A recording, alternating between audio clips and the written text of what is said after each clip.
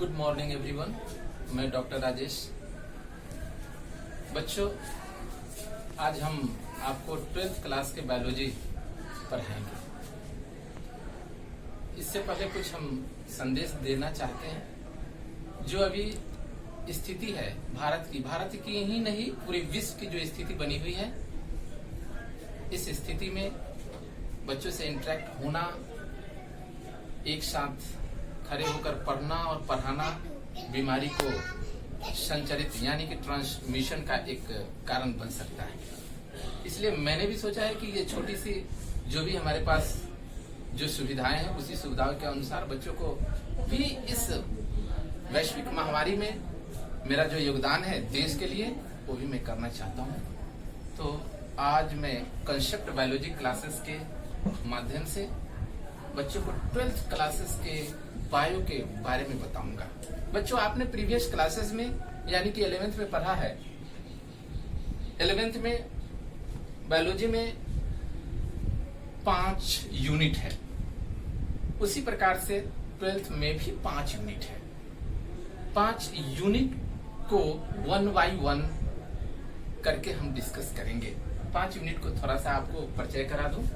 First unit यानी कि छठा यूनिट 12th क्लास का 6 unit reproduction, 7 unit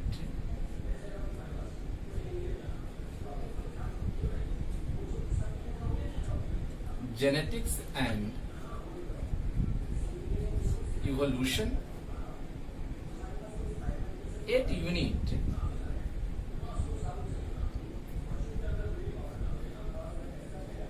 biology in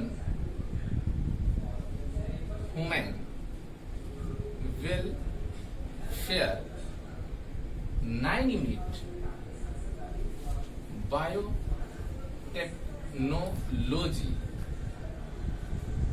और 10वां यूनिट यानी कि 10 यूनिट लास्ट यूनिट इकोलॉजी से है।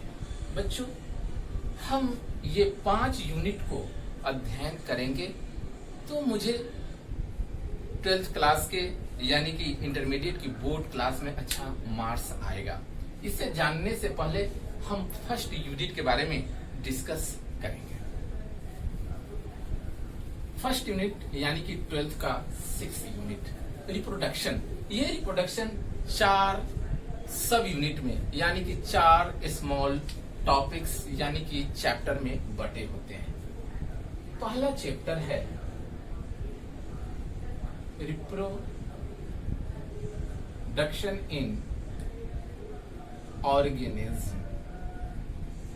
सेकेंड चैप्टर है reproduction in flowering plants। Third chapter है human reproduction और फोर्थ चैप्टर है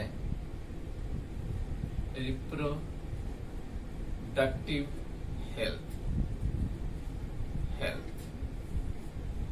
ये 4 चैप्टर आपको रिप्रोडक्शन यानी कि 6 यूनिट में पढ़ना है। यहां से लगभग 12th के बोर्ड एग्जाम में ऑब्जेक्टिव हो या सब्जेक्टिव में, मल्टीपल सब्जेक्टिव में आपको शॉर्ट आंसर क्वेश्चन हो या लॉन्ग आंसर क्वेश्चन हो, दोनों मिलाकर लगभग 8 से 10 मार्क्स के क्वेश्चन इससे पूछे जाते हैं, ऑब्जेक्टिव सब्जेक्टिव मिलाकर, या फिर वो क्या बोलते हैं कि आपको प्रैक्टिकल से भी इसमें रहेंगे, सभी मिलाकर। सबसे पहले हम चर्चा करेंगे कि रिप्रोडक्शन क्या है। Question come in the mind, what is the reproduction. बच्चों, रिप्रोडक्शन को हिंदी में जनन कहते हैं। जनन क्या है? जनन, reproduction is the process, reproduction is the biological process in which the living organism give rise to new young ones or offspring similar to itself। कहने का मतलब है कि जनन सजीवों में, जीवों में होने वाली वो प्रक्रिया है जिस प्रक्रिया के दौरान सजीव यानी कि जीव अपने जैसे संतान उत्पन्न करने की क्षमता रखते हैं। That known as the reproduction. Next important point is that reproduction is the important characteristic feature of the living beings. It is not considered in the non-living. कहने का मतलब है बच्चों कि रिप्रोडक्शन की क्रिया सिर्फ जनन में होगा, रिप्रोडक्शन की क्रिया सिर्फ सजीवों में होगा, वह निर्जीवों में नहीं होगा। दैट मीन्स कि सजीव जाने जाएंगे तो वो रिप्रोडक्शन की क्रिया से। Some definition is that reproduction is the biological process in which living organism give rise to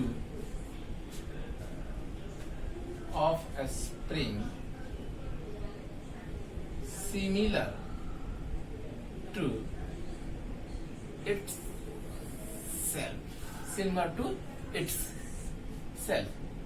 itself, similar to itself, अपने जैसा।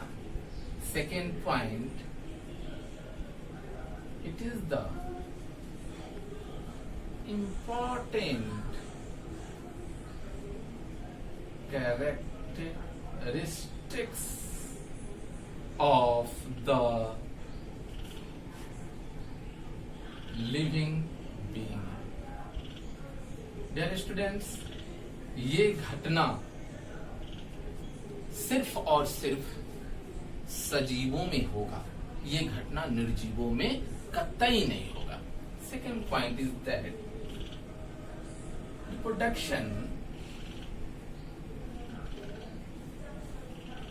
प्रोसेस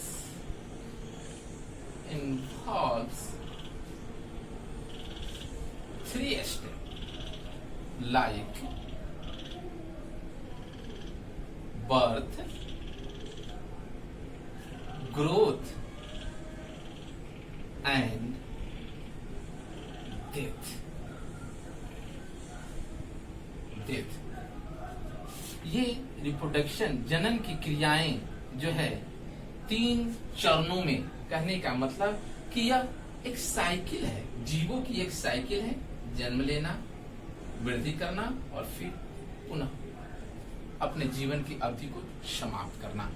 इसी के साथ एक न्यू चैप्टर, ये पॉइंट जो है एक नए स्मॉल पॉइंट्स को लाता है, जिसे क्या कहते हैं, थोड़ा सा ध्यान करेंगे।